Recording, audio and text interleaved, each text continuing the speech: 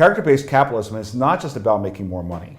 It's about building trust between suppliers and customers, as well as doing what's right for all stakeholders, which really deepens relationships that drive business sustainability.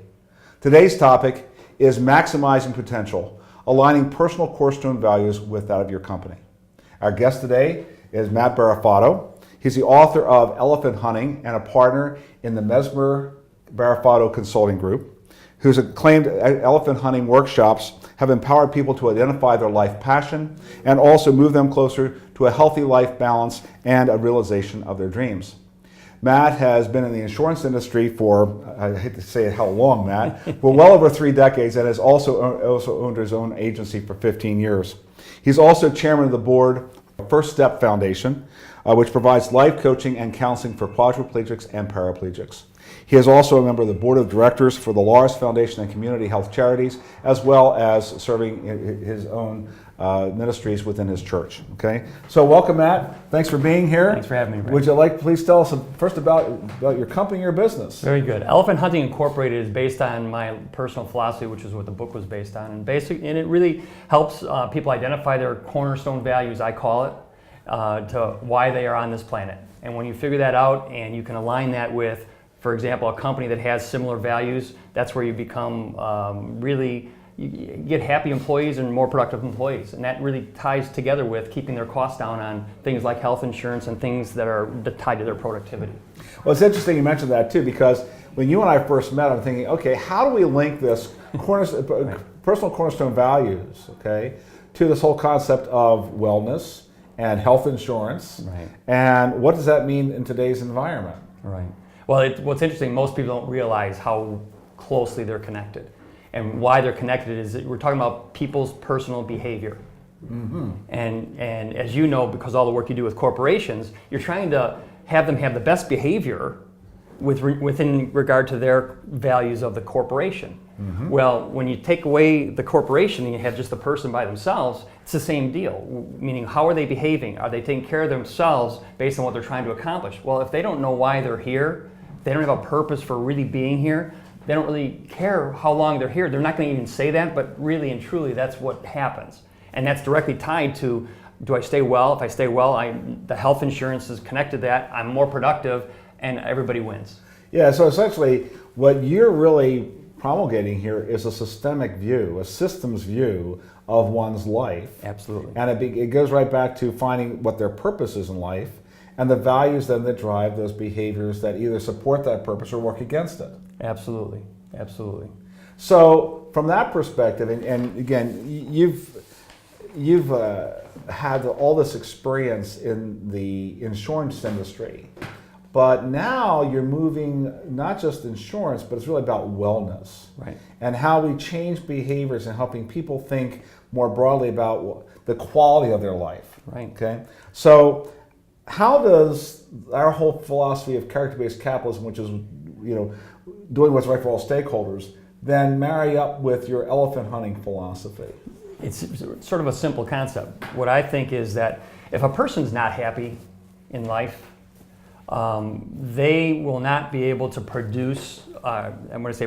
perform at a level that certainly they would, to be the best version of themselves. You and I've heard that many times from different people.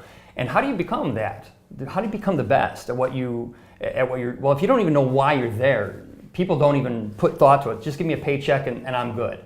Well, no, it doesn't work that way. Character-based capitalism, you get the most out of a company, the most out of all the players when they are committed to the goals, the values, the position of that company.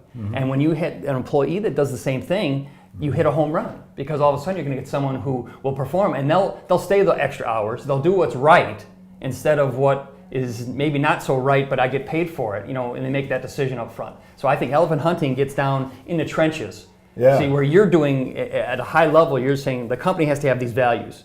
I go, well, if the employees don't have similar values or know where theirs are, they can't connect and do and change your behavior for it. Well, yeah, now, I've talked before about being authentic, and how being authentic to oneself also then relieves tension and anxiety, and it makes us calmer and reduces stress, which helps us then to actually enjoy life. Right. And so now we talked about, again, with character-based capitalism and the companies that we've talked about before, that there's this alignment of not just our values and our behaviors, but our being, who we are and what we want to be. And so then we're free, as we said, like with Tasty Catering, we have this freedom to operate within this environment, but also have some discipline there through which we continue to guide our own behaviors. Right. Well, it's interesting you're saying that too, because what I think happens is a lot of companies, for some reason, don't feel they have the right to talk about a person's purpose for being. Because the purpose for being here is that you're doing this for me, this for me, this for me, or this company, and this is what you're lying. But why are you here? Oh, are you even allowed to do that? Is there a HIPAA compliance thing with that?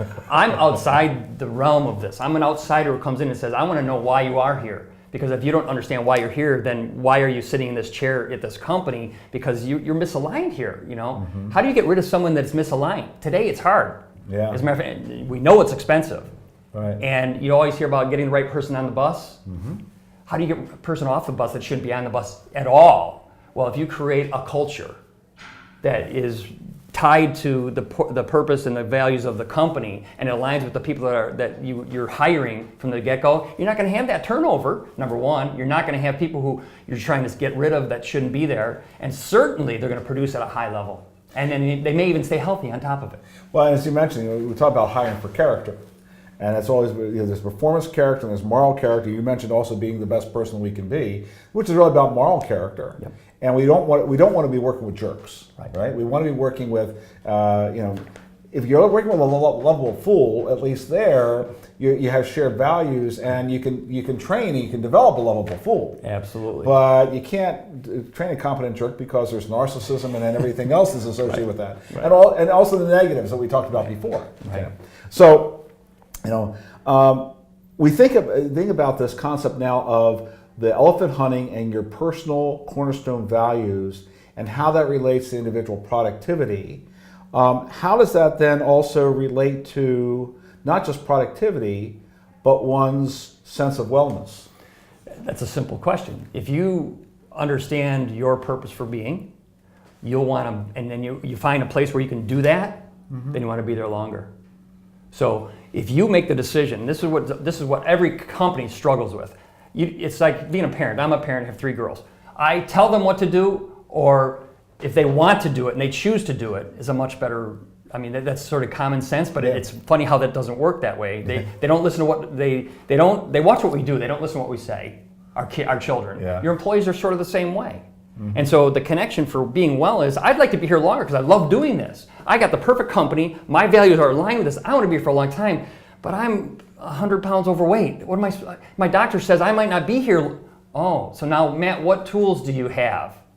Ray, if you're the company owner, what tools do you have? And so that's why I'm about getting the tools there for people who are ready to act on the tools. Got it. So it's really, we think about this, health insurance is a retrospective approach, and wellness is a prospective approach to one's health. Absolutely. And if you don't pay attention to that, it's like 20 years from now and you turn back and say, I should have done this. It's never too late because you can always change. But you know what? If you want to be here for another 20 years and you abuse that, then you're right. It is retroactive. Health care is retroactive, reactive. Wellness is proactive. And do you want to do it? And it's hard to do, right? You know that. Well, but though there, again, Matt, that's that perfect alignment with character-based capitalism, because now we're talking, it's doing right for all stakeholders, especially for our employees, because they're the ones who generate the value for the customers who buy from us. Right. And so therefore, that's also a matter of their psychological health as well as their physical health, their mental health. And we've seen this with so many of these high-performing companies where they say, the customers say, I love doing business with this company because they relieve my anxiety. Right. They take the pressure off of me because they know what I want, because we have a relationship. It's not a transaction. Right. And that also then reflects upon the wellness programs that these companies also have in place. Because that comes down to choices. Yeah. They're choosing, how do we act in all those circumstances you just said, in the interaction with their vendors, with the other people, their customers. But the issue comes back to is if you can't control, I mean, you and I both know you can't control someone else and what they're going to choose to do. So if you haven't explored at the depths that I'm talking about as far as cornerstone values of an individual, that person who doesn't take care of themselves lets down that customer who loves to be here. They're never going to look at it that way. Yeah. That person has a heart attack and dies next week. Yeah. And what do you do to replace that person? Number one, it's almost impossible to replace, certainly quickly. And then you've got, so there's a lot of things that are connected to that issue. Yeah, in fact, it's interesting you mentioned that too, Matt, because now we talk about relationship capital. And that's that whole virtuous model of character-based capitalism, because it begins with human capital. If our people take care of themselves, they take care of the productivity. Like I say, if you're healthy and you are vital, okay, then that extra work that's required, you say, well, it's not that much. I can take that on, that little extra bit. And people get excited about that because now there's these new opportunities and recognition that comes with that. But more so, it's that relationship, because it's the relationships that drive the community capital, which drives the financial capital, right, rather than the other way around. Right. And so to your point, there's a perfect match here. And so I know that we could keep going on with this, but would you please share with the audience how they can get a hold of you, how we can carry on this discussion beyond this? The best way is through my email, and direct email to me is matt@elephanthunting.net. That's my email address, but my website is actually ehinsurancechoices.com. ehinsurancechoices.com, which is of course for elephant hunting. InsuranceChoices.com, and that's the best way to get a hold of me. Well, there's something else. Of course, you can go to Amazon.com, right? Yep. To go to the book, Elephant Hunting. Yep. And I understand you have another book coming out. Absolutely. I'm excited because as we were talking, what Elephant Hunting is all about is providing tools for those people who have made a decision to choose to take care of themselves. And so I've co-authored this book with my doctor, my personal doctor.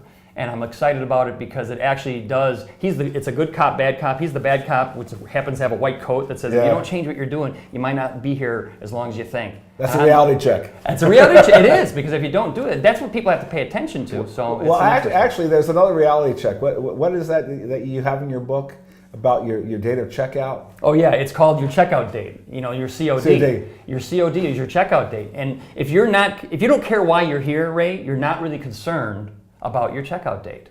That's really what happens. And so that's the motivation part. That's why I handle the motivation part in the book. Dr. Mark is saying, if you don't take care of yourself, you may die earlier than you otherwise thought. But your checkout date is, most people, they're already not paying attention to the checkout date. You know that. Yeah. Why not? Well, because they're not exploring what they pay. And that's a critical point for our members of our audience. Because I think as entrepreneurs, we think, oh, well, we're going to be here. Look at this great idea I have, and look what I'm going to be able to take to market. But if you haven't taken care of yourself so that you can put your checkout date as far out as possible, how do you know that idea that you're developing today is going to be successful? Absolutely, you don't. And because you don't, so if you want to take a chance at your passion, which is your business that you've started as an entrepreneur, that it wants to be around, you're leaving a legacy, certainly for your family possibly, a legacy.